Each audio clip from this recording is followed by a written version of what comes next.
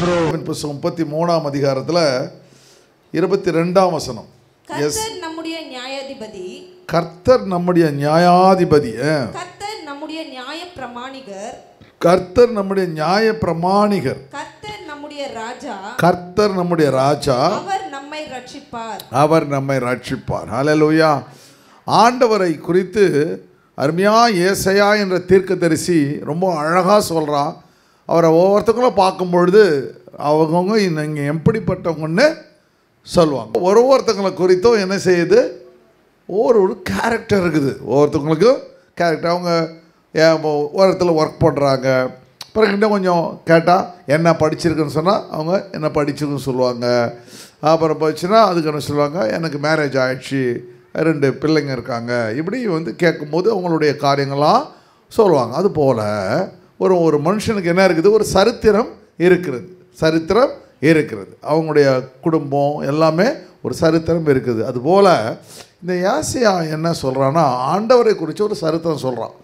ஆண்டவரை குறித்து ஒரு சரித்திரம். அவர் எப்படிப்பட்டவர்னு அவருக்கு தெரியுதுன்னா, அவர் ஒரு நியாயாதிபதினு பார்க்குறான். எப்படி பார்க்குறான்?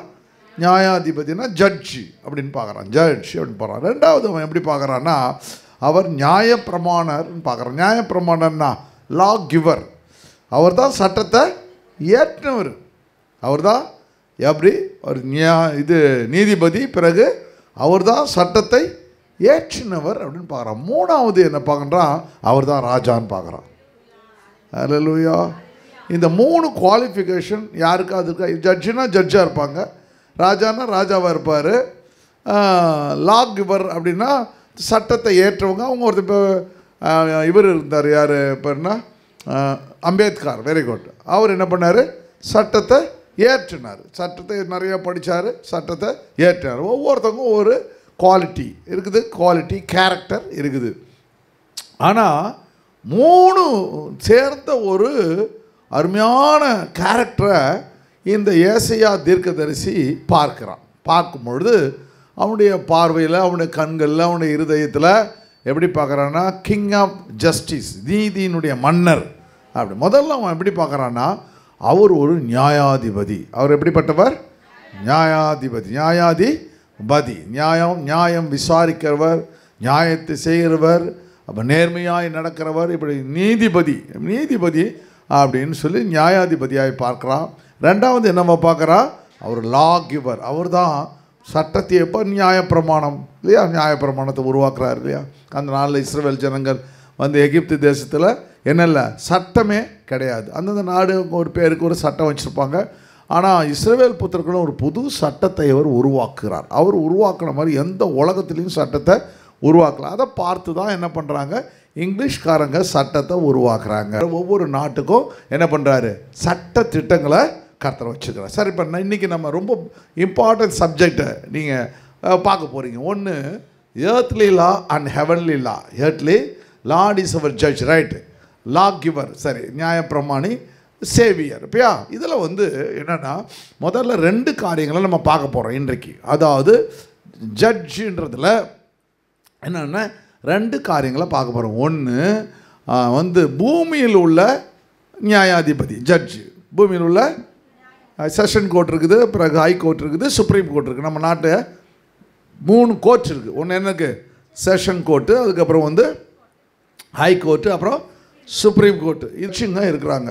High court, session court judge, high court judge, supreme court ஜட்ஜுங்க இருக்கிறாங்க. இந்த 5 காரியங்களை நம்ம பார்க்க போகிறோம். அப்புறம் எப்படி ஹெவனில் ஜட்ஜி இருக்கிறாரு, எஸ், எப்படி இருக்கிறது, எப்படி பரலோகம் இயங்குகிறது, பரலோகம் நம்ம கற்றுக்கொடுப்ப இந்த வசனங்கள் எப்படின்னு சொல்லுதுன்னா, நியாயாதிபதி. சொல்லுங்கள், என் ஆண்டவர் நியாயாதிபதி, என் ஆண்டவர் நியாயாதிபதி. எனக்கென்று நியாயம் செய்கிற தேவன் என்னோடு கூட இருக்கிறார்.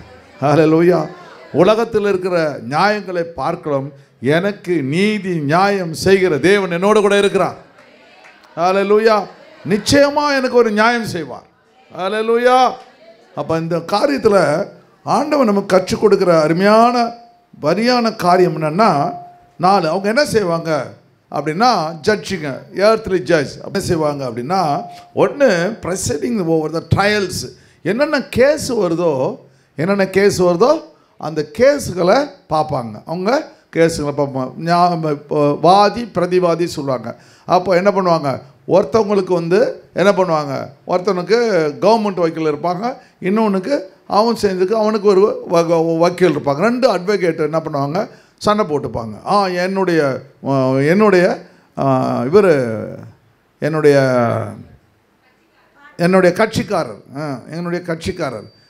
கட்சிக்காரர் தவறே செய்யவில்லை, இல்லை அவர் கொலை செய்து விட்டார் என்று அப்படின்னு பண்ணோம். அவர் கொலையை செய்யவில்லை, அவருக்கு கையை வந்து கத்தியை பார்த்தாதே கை காலெலாம் நடுங்கும், அவர் எப்படி கத்தியை எடுத்திருப்பார் என்று நினைக்கிறீங்க ஜட்ஜ் அப்படி கேட்பாங்க. இல்லை அவர் தான் குத்தினார், அதுக்கு அடையாளங்கள் இருக்கிறது அப்படின்னு அவர் பேசுவார். 2 பேரும் சண்டை போட்டுப்பானுங்க. சண்டை போட்டினோடனே எந்த அட்வொகேட்டு நல்லா ஆர்கியூ பண்ணுறாரோ அவர் ஜெயிச்சிருவார். இந்த கதைலாம் அங்கே நடக்காது, இங்கே ஒன்று. அப்புறம் உடனே அதுக்கப்புறம் பார்ப்பார். அப்புறம் நம்ம கட்சிக்காரர் அப்படின்னோடனே உடனே அதுக்கு ஒரு இது இருக்குது. ஜட்ஜிங் என்ன பண்ணுவாங்க, எது இன்ஃப்ளூயன்ஸ் இருக்கோ மெஜாரிட்டி பக்கம் போயிடுவாங்க. மெஜாரிட்டி பக்கம் ஜட்ஜ்மெண்ட்லாம் கொடுத்துருவாங்க. நமக்கு தெரியும் கோர்ட்டில் என்னென்ன நடக்குது அப்படின்னு சொல்லி. அதேமாதிரி அட்வொகேட்ஸ் எப்படிப்பட்டவங்கன்னு நமக்கு தெரியும். ஒவ்வொரு அட்வொகேட்டு எப்படி இருப்பாங்க. சில அட்வொகேட் எப்படி கேஸை ஜெயிக்கணும்னு தெரிஞ்சுப்பாங்க. அப்போ நம்ம என்ன பண்ணுவோம், நல்ல அட்வொகேட்டை வைப்போம். அது மாதிரி வச்சு அவங்க வாத திறமையினால் என்ன பண்ணுவாங்க, நிச்சயமாக நம்ம என்ன பண்ணுவாங்க, கேஸை ஜெயிச்சு கொடுத்துருவாங்க. ஃபஸ்ட்டு வந்து என்ன பண்ணுவாங்க, முதல்ல வந்து ட்ரையல்ஸ் கேஸ் இது வந்து என்ன பண்ணாங்க, ட்ரையல்ஸ்னால் இந்த கேஸை பார்ப்பாங்க. ஓகே. 2வது என்ன பண்ணுவாங்க, அந்த லாவை இன்டர்பிரட் பண்ணுவாங்க. எப்படி வந்து அது கேஸை வாதாட வேண்டும், இன்டர்பிரட்டிங் த லாவை எப்படி செய்ய வேண்டும், எப்படி வந்து ஜெயிக்க வேண்டும் என்று அந்த அருமையான ஆள் கற்றுக் கொடுப்பான். 3வது என்ன பண்ணுவான், அவங்களுக்குள்ள டிஸ்பியூட்ஸ். இப்போ வந்து ஒரு லேண்டு தகராறு, இது வந்து வரப்பு தகராறு. உடனே என்ன பண்ணுவான், 2 பேருக்குள்ள வந்து அப்பா நீ தான் தப்பு அவனது, அது மாதிரி இடங்களில் அவன் என்ன பண்ணான், அந்த 2 பேரையும் சமாதானம் பண்ணி வைப்பான். அதுதான் ஜட்ஜியோட பொறுப்பு. 3வது காரியம் என்னன்னா, அவனை வந்து they're responsible for the ensuring the fairness. அப்படின்னா உண்மையாய் செய்ய வேண்டும் என்பது சட்டத்திட்டம். ஆனால் என்ன பண்ணுவாங்க, உண்மையாக செய்ய முடியாத போயிடும், அது மாதிரி நடக்கும். அப்போது 2வது அந்த உண்மையாக செய்யும் பொழுது என்ன நடக்கும், லா அண்ட் ஆர்டர். இப்போ நாளைக்கு ஒரு தண்டனை, உண்மையாலுமே தவறு செய்தவன் தண்டிக்கப்பட்டால் நாளைக்கு தண்டனை குறைந்து விடும். இப்போ 4 பேரை வந்து ரெட்டு சிக்னல் போட்டிருக்கும் போது திடீர்னு அவன் போகிறான்னா அவனை பிடிச்சி ஃபைன் போட்டால் நாளைக்கு என்ன பண்ணுவான், அவன் ஒழுங்காக ரெட்டுன்னா நிற்பான். நீ கண்டுபிடிக்கலாம் அவனு போயிட்டே இருப்பான். அப்போது அந்த லா அண்ட் ஆர்டர் ஜட்ஜியோட வேலை என்ன பண்ணுவான், கண்டுபிடிக்கும் பொழுது அவர்கள் என்ன செய்வாங்க அப்படின்னு சொன்னால், அவர்கள் வந்து தண்டனையை என்ன பண்ணுவாங்க, இன்னும் அதிகமாகாமல் குறைத்து போடுவார்கள். வரியமான தண்டனைகள் பிறகு. அப்புறம் என்ன பண்ணுவான், அவன் வந்து புதுசான தப்புகள் நடக்கும் பொழுது நியாயத்தின் கொள்கைகளை அப்போல்டிங் த பிரின்சிபல்ஸ் ஆஃப் ஜஸ்டிஸ், நியாயத்தின் கொள்கைகள் ஒரு கொள்கை வச்சுருப்பாங்க, இப்படிலாம் செஞ்சால் நாளைக்கு தப்பு செய்ய மாட்டான் அப்படி சொல்லி ஜட்ஜிங் என்ன பண்ணுவாங்க, சில காரியங்களை புதிய லாங்களை ஏற்படுத்துவாங்க. இப்படி அநேக காரியங்களை அவர்கள் என்ன பண்ண 5 காரியங்களை வந்து அவர்கள் என்ன பண்ணுறாங்க, பூலோகத்தில் செய்கிறத பார்க்க முடிகிறது. அவர்கள் மூலமாக என்ன பண்ண சட்டம் ஒழுங்கு பாதுகாக்கப்படுகிறது. என்ன பார்க்கப்படுது, சட்டம் ஒழுங்கு. நம்மக்கிட்ட இருக்கிற பிரச்சனைகள் எல்லாவற்றையும் என்னங்கிறாங்க அவங்க தீர்த்து வைக்கிறாங்க. குடும்ப பிரச்சனைகள் அப்படின்னு பண்ணுற வச்சுலாம் அப்படின்னு போகணும். அவங்க குடும்ப பிரச்சனைக்கு போகும்போது அதுக்குன்னு ஒரு நீதிமன்றம் இருக்குது பார்த்தீங்களா, குடும்ப நீதிமன்றம், ஃபேமிலி கோர்ட்னு ஒன்று இருக்குது பாருங்கள். இன்னொன்று என்ன, கிரிமினல் அப்படி லாயரு, கிரிமினல் அதுக்கு ஒரு கோர்ட் இருக்குது பாருங்கள். இப்போ சிவில் சூட்டுன்னு ஒன்று இருக்குது பாருங்கள். நிலத்து தகராறு, வரப்பு தகராறு, குடும்ப தகராறு, இது பிறனா வீட்டு பிரச்சனைகள், இப்படி நிறைய காரியங்கள் எல்லாம் அங்கே நடக்கிறத பார்க்க முடிகிறது. இப்படி வந்து நமக்கு தெரியும், நம்ம வந்து இது ஏர்த்துலைன்னா பூமியில் இருக்கிற கோர்ட் எப்படி செயல்பட ஆண்டவர் என்ன பண்ண ஹெவன்லி கோர்ட்னு ஒன்று வச்சுருக்கிறார்.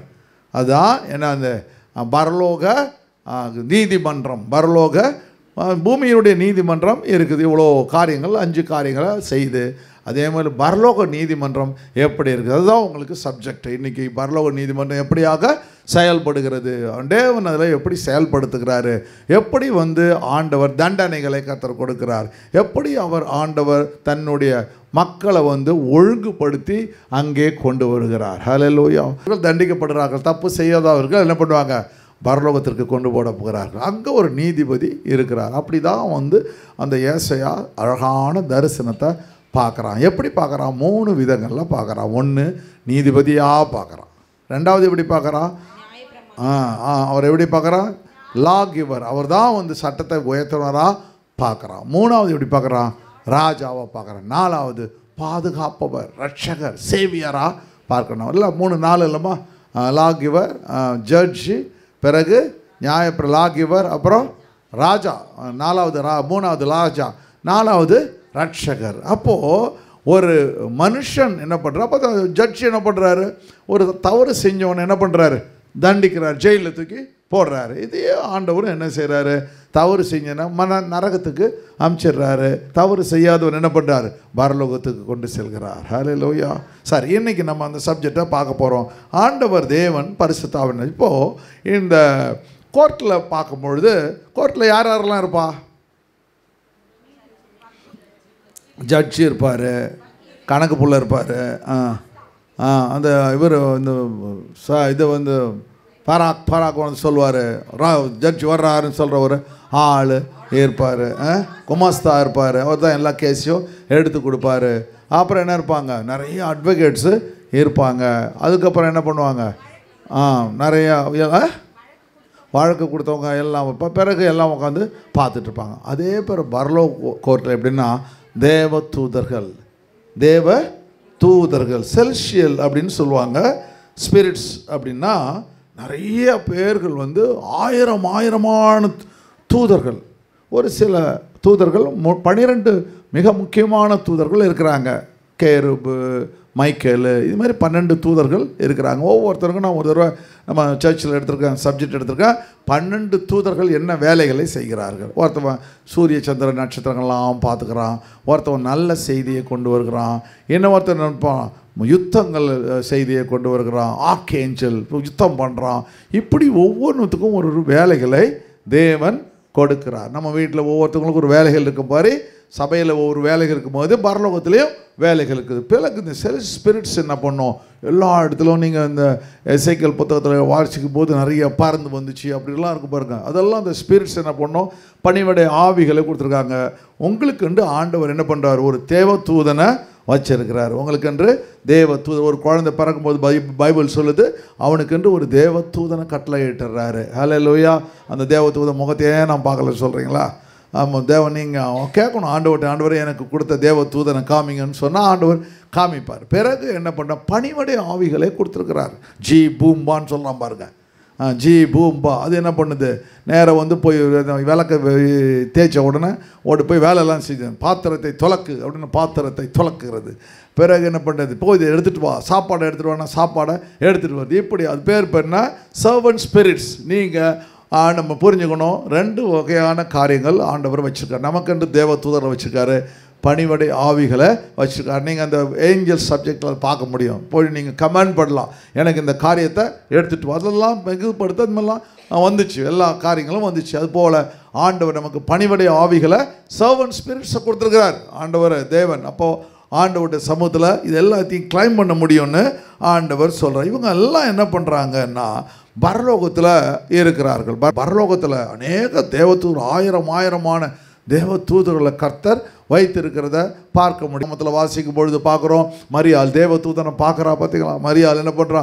தேவதூதனை வந்து பார்க்குறா. அதுக்கப்புறம் இயேசு பிறக்கும் பொழுது தேவதூதர்கள் வந்து பாடுகிறார்கள். நிறைய பேர் என்ன தேவதூதனை பார்க்குறாங்க. பேதுரு சிறைச்சாலையில் இருக்கும்பொழுது அவனை தட்டி எழுப்பி வந்து தேவதூதன் வெளியே கொண்டு வந்து விட்டுடுறான். இப்படி எக்கச்சக்கமான காரியங்களை ஆண்டவர் தேவன் பழைய ஏற்பாட்டு நாட்களிலிருந்து என்ன பண்ணுறார்? தேவ தூதர்களை கர்த்தர் என்ன பண்ணுறாரு? தனக்கென்று வேலை செய்வதற்காக கர்த்தர் வச்சிருக்க. பூமியில் கர்த்தர் உங்களை என்னையும் கர்த்தர் அவருக்கு வேலை செய்ய வைத்திருக்கிறார். சொல்லுங்க ஆரகுன்றவர். ஹல்லேலூயா. தேவன் பூமியில் ஆண்டவரை நீர் எங்களுக்கு வைத்ததற்காக நன்றி ஆண்டவரே. ஹல்லேலூயா.